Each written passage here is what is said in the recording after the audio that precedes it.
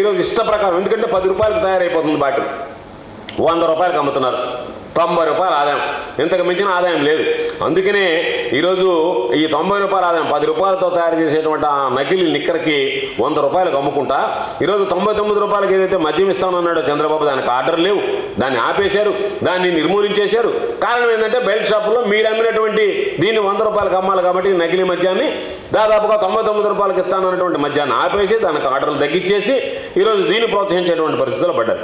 కాబట్టి మీరు గతంలో మేము అనేక సందర్భాలు చెప్పాం, ప్రభుత్వ ఆధీనంలో నడిపినటువంటి దుకాణాలు ఉన్నన్ని రోజులు, నీ ప్రైవేటు వ్యక్తుల చేతిలోకి రానన్ని రోజులు ఇటువంటి దందాలు నడవలేదు.